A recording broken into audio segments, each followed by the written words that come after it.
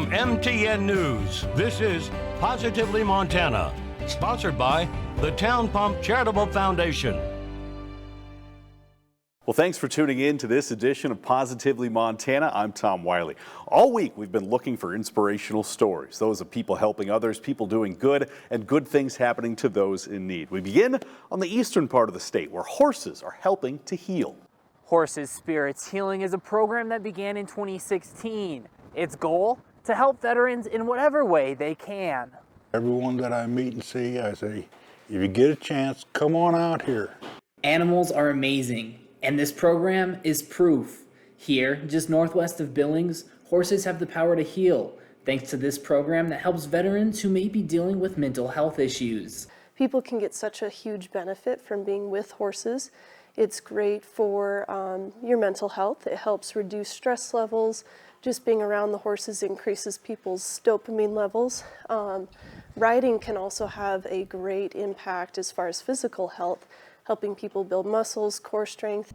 The program works directly with the VA and over the last year logged 1,800 veteran sessions. It aims to be inclusive, allowing veterans and their families of all genders, ages, and ability levels to take part. But to see these veterans come, and they come sometimes in slump-shouldered and pretty unhappy, and then at the end of the day see them walk away standing stick straight and with a grin on their face, and they'll say, so when can we come back? Newell Schaub served in the Army for 21 years and has suffered from some mental health issues.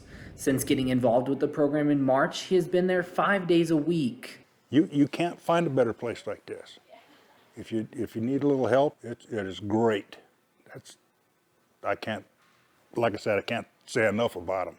A place where problems and challenges grow just a bit smaller, all thanks to horses with the power to heal.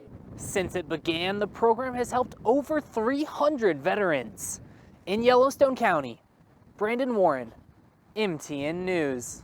I'm Dennis Braga-Missoula. Of all the firefighters I met this season, none will stick in my mind like the Frenchtown woman who's become a legend in the wildland firefighting community for her hard work and dedication at keeping others safe, others far younger than her 75 years. At an age when people tire of retirement, Dinah Geisel is fighting fires with the vigor of people half a century younger, probably making her the oldest female wildland firefighter in the U.S. I have to be. I haven't seen anybody that was my age in at least 10 years, maybe longer than that. When I first was in the department in my 50s, there were other women in that age, but I haven't seen any in years and years. I wanted to ask that St. Regis guy how old he was, but it seemed rude. It wasn't always that way. On her first out of Montana assignment more than 20 years ago, she had lots to learn. Do you know what you're doing? And I said, no. and so he sat me down and told me everything he thought I needed to know. And he said, did you bring a sleeping bag? And we were supposedly staying in motels, and I didn't. And he said, what if you're on a fire overnight? And I'm like, I don't know, nobody told me to bring one. So he gave me his. We cut down a lot of trees. In those days, they just say, do you think you can handle that tree? And I go, yep, and take it down. And frightening lessons, too, like the time in New Mexico when she noticed the wall of flame chasing the trucks, but her engine boss didn't. Finally, we stop, and he goes, oh, my God, why didn't you tell me? Get in. And then he says, how do you think we got in here? And I'm like, I don't know. So I always tell my guys, if you see something and I don't say something, because that was horrible. He was freaking out. And that grass, that was probably the scariest. And that was because I didn't know anything. I don't care if you can't get a hold of your division, get a hold of somebody else. It doesn't matter. Yeah. You know, save some lives. How's yours looking, Seth? For those younger firefighters, just keeping up with Dinah is a day's work. Yeah, I just don't think that I'll be able to be like as physically active as Dinah is. Yeah, how hard is it to keep up with her anyway? It's rough every day. And training is her passion. Even on this day, mopping up an early season fire at Three Forks, it was collecting pay and then back to Frenchtown to conduct a class. As much as she likes firefighting, training new firefighters is high on her list. But I really like bringing the guys that I work with as a duty officer out and teaching them and working with them. I've been offered other jobs with other, not departments, but contract engines that promise me this and that. And no, I'm loyal to Frenchtown, and because it's a community and I like it that way. A community feeling she carries everywhere, even to the massive California fires, where people send cards and letters back with heartfelt thanks. So how long do you see yourself continuing to do this? You sound like you're still having a great time. I am. I feel really good. I'm always aerobically fit because I run a lot, and I'm a subsistence farmer, so to speak, and we live off the grid, so we carry water, and I'm the wood chopper in our family, so that part's easy. It's more how long can I carry the weight I need to carry is the thing. So we'll see. I mean, I don't have any medical problems. And whoever asked me if I'd had knee replacements, no, I've never had anything. I'm just good to go. On the fire lines with a remarkable woman, Dennis Bragg, MTN News. The influx of COVID-19 and the added pressure it's put on our hospitals and their teams has pushed its way out into our smaller Montana communities as well. Here in Columbus, just one staff person down can make a huge impact on the entire hospital. So the community is stepping in to help. A jalapeno steak. Yes, thank you. Pastor Josh Daniels is serving his community in a different way today.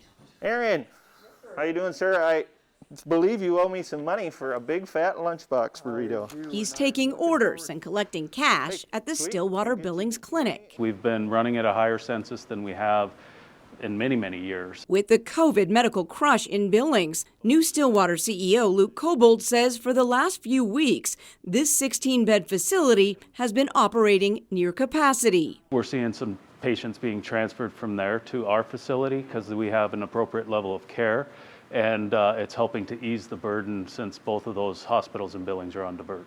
Oh. So you're out this way? Nope, we're out the front. So like other hospitals, the clinic in Columbus is in need of more medical and cleaning staff. But when it lost a full-time dietary employee, the kitchen chose to close for employees to focus on feeding patients. Yeah, last week we got to deliver coffees to everybody. And that's where Pastor Josh, some behind-the-scenes employees, and the community come in. For the last couple weeks, local businesses and area food truck owners have been donating or giving discounts on food, while other days, the members of the Columbus Evangelical Church have hosted potlucks.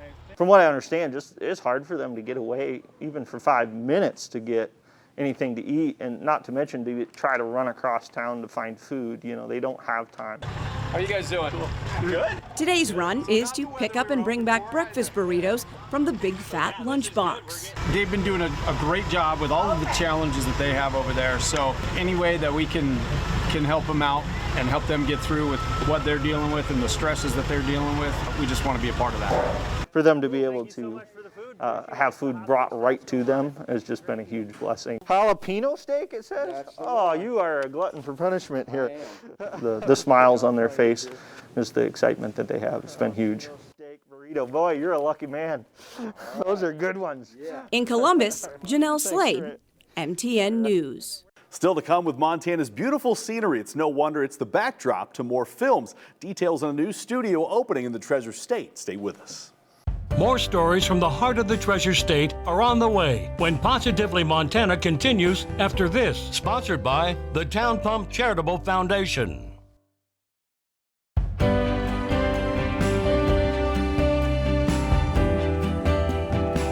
From MTN News, this is Positively Montana. Sponsored by the Town Pump Charitable Foundation. Welcome back to this edition of Positively Montana. From picturesque views to wildlife and just the Western way of life in general, Montana Studios is opening in Butte as more films are brought to the state. We're taught from a young age to love our neighbors as ourselves, and this is a lesson that is playing out across one East Missoula neighborhood where people help each other in more ways than one. Don't believe me? Just ask Sally. There's just a lot of people in Missoula that are good. Sally Richardson can vouch for the goodness of Missoulians. She sees it every day through her neighbors. We put up the new fence, so we gave her our old fence and put it up for her. So her dog at the time, Mo, could go outside. They've done so much, my neighbors have, that I cannot tell you how much they've done for me. A former hospice nurse, Richardson, used to be the one playing Good Samaritan. I loved my job, and I knew that God had put me into that position, and I was good. But a bad fall on an icy driveway years ago sent her to the hospital and ultimately into a tailspin of medical problems. When I was declared brain damaged, and it was motor skills, they took my car away, they took my license away. I mean, they cut my license up right there in the doctor's office. Disabled and homebound, she relies on the kindness of neighbors for everything from shoveling snow to picking her up from doctor's appointments.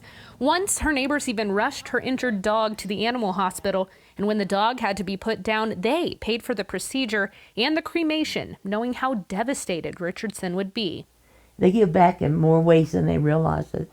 I don't deserve any special recognition or anything. I just do what I'd want somebody to do for me if I was in her situation. You've got the Lakeys and the K-Drums, a whole block of support that helps out Richardson without ever being asked. Molly Lakey is one of the good ones. She called me one time, had me come pick her up from the emergency room, and I just did it, but... Why do you do it? Because that's what we should do. That's what we should do for each other. It's not really anything special. It's just what people should do for people. In East Missoula, Megan Mannering, MTN News. Tia Dhoni says it wasn't easy to leave her nieces and nephews in Havre, but she did it.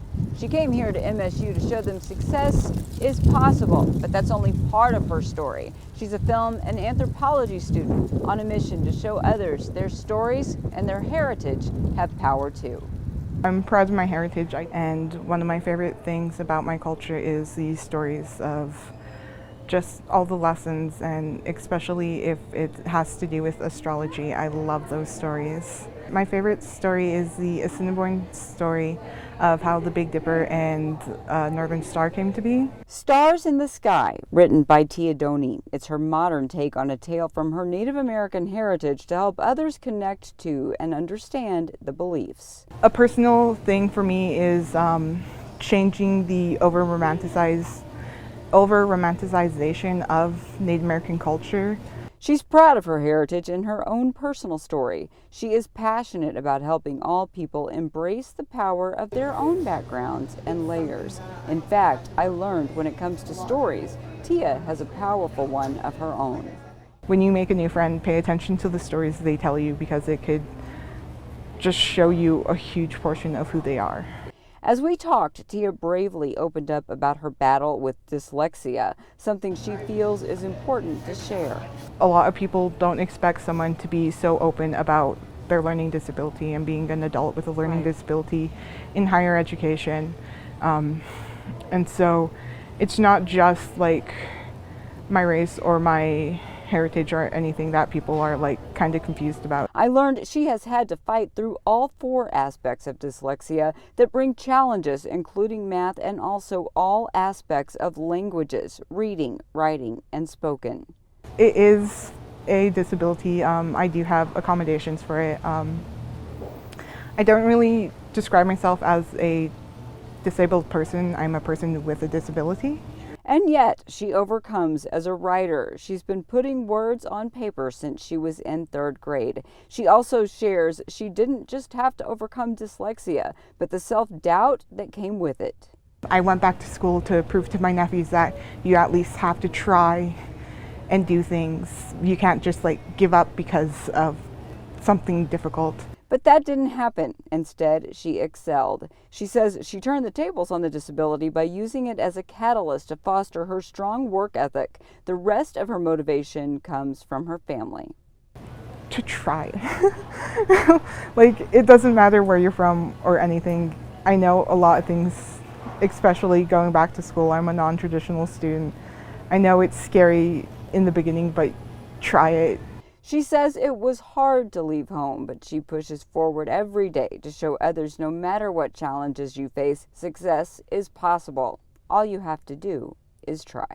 Especially if you have a disability, actually put in the effort to try, go to disability services and get accommodations and talk to your professors. Get to know your professors, go to office hours, bug your TAs, actually try, because you can accomplish so much.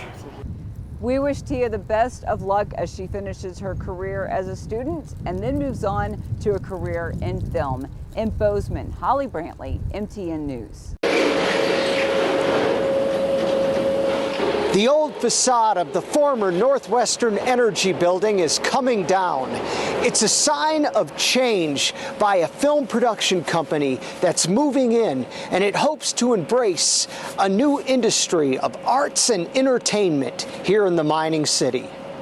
You know, as long as things keep moving the direction they have been here over the last couple of years, I really think not just Butte, but really the entire state of Montana is really set up to be a major film hub for the country, really. Montana Studios purchased the 115,000 square foot building on East Broadway in early 2020. It will have office spaces, residential living spaces, and a large production facility for television and film industry. Large locker rooms, several rooms for dressing rooms, changing rooms, wardrobe, hair and makeup. So it's really nice. In 2 floors, we really kind of cover everything that's needed for a base camp and small productions. A major change to the building will be restoring its original look by removing the blue-green facade that was put on the building in the 1960s. Crews were being very careful to not damage the original facade, making the work slow going. The boss told us if we break a window, that's good. There goes our bonus.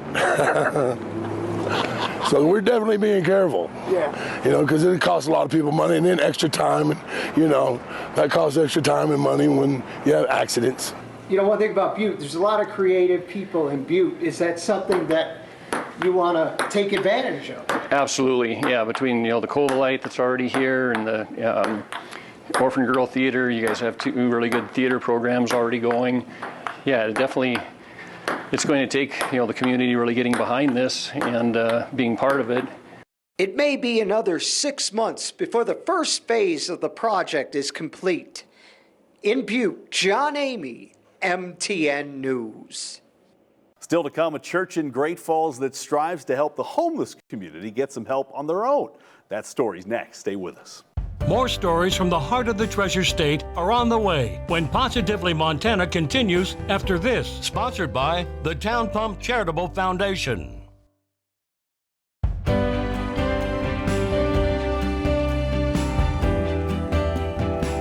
From MTN News, this is Positively Montana, sponsored by the Town Pump Charitable Foundation. Welcome back. No matter what part of the state you're in, there are no doubt some homeless individuals. Now just imagine what it's like to be homeless in the middle of a Montana winter. Just brutal, but there are good people out there trying to help.